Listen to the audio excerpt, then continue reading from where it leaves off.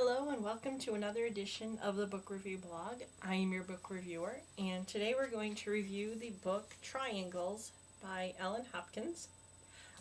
If you're familiar with the Ellen Hopkins work that I've done, it's written in the same style, in kind of poetry, or kind of prose with kind of poetry written in there, but in as opposed to the Crank series and the, I think, identical books that I've reviewed in this one, which are geared to young adults, this Triangle book is geared to adults, and it mainly focuses on adults and what they're going through. So it's dealt with three women simultaneously, and the first woman I'm going to introduce her name is Holly, and she's a stay-at-home mom.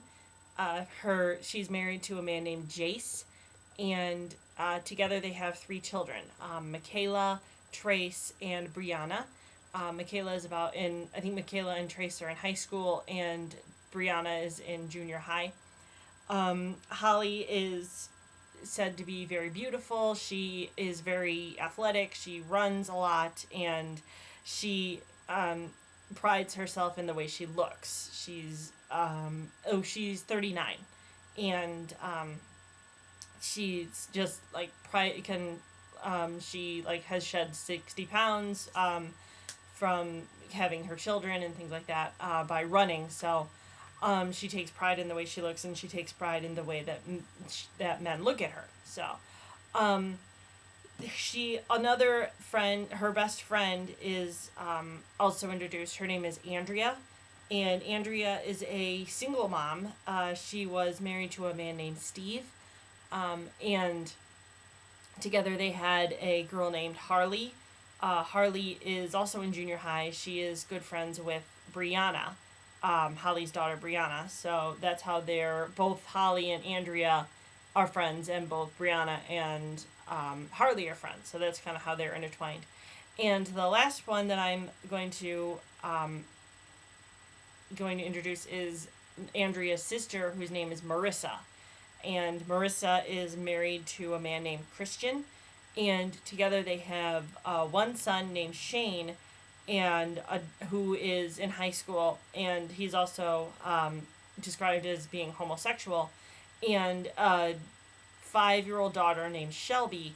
And Shelby has a debilitating illness called that's SMA. It deals with this. It deals with like the spine. I think it's called like spinal muscular atrophy or something. It's a debilitating illness of the spine and the muscles where they just stop working, and it's very serious, and it's it's incurable. So that's a shame. So anyway, so they go through their lives. As I said, Holly is a stay-at-home mom, and she kind of wants more out of life, and she is also adopted and by her parents, and she starts this quest in this book to look for her birth parents, and eventually she learns through her that she was brought up or she was born to a teenage mother and a much older father. I think her father was probably in his upper 20s to maybe early 30s when she was conceived, and so that's kind of, she thinks that that's kind of what brought her to kind of where she is, because she understands that she's a very lucky woman, that she's in a very loving relationship with her husband and her children, but she's very outgoing, and she always wants something more and something else to do. She's very bored. And so what she ends up doing is she wants to start writing novels, and she writes erotica novels, and she kind of thinks to herself that her life needs to imitate her art. So she goes out and starts hitting and starts sleeping around on her husband with an excessive amount of men, and this all goes into her book. That some of it is in this book as just little samplings and things like that. And she tells her best friend Andrea kind of a little bit about it, but Andrea knows that Holly's been sleeping around, and Andrea is against it, and but she doesn't really say anything to Holly about it, and because Andrea really envies Holly's life, where Holly has this beautiful life with a loving husband, and Andrea didn't have that because her husband left her. And she starts to envies Holly, and really starts to get into better connected with Holly's husband, Jace. And through Andrea's life, her life revolves around Harley, and she does meet a string of men. Some are better than others. The one that kind of sticks with her is an Australian man named Robin, and who they meet and kind of form a bond, but he's kind of living in elsewhere. This whole story is based in Reno, which is a popular stop for Ellen Hopkins books, I'm understanding, and Robin lives in Las Vegas because he is a performer in a Vegas show. So they're kind of somewhat long distance, but they do kind of make it work a little bit.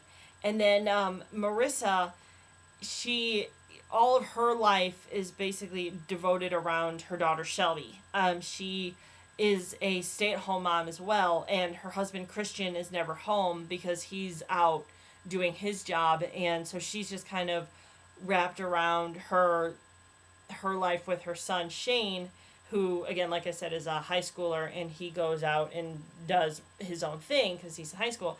But she mostly commits herself to Shelby and making her life as short as it's going to be, just as livable as she can. And so they go out to parks a lot, and this book goes over through 4th of July weekend, so they have 4th of July parties and things like that. And that's kind of how this book is, where they just kind of go simultaneous throughout these 3 women. Like the first one, they'll do Holly for a couple pages and a couple things, and then they'll switch to Andrea, and then they'll talk about her life for a little bit, and then they'll switch to Marissa and talk about what's going on with her life for a little bit, and then switch back to Holly or back to Andrea, however way Ellen wants to do it.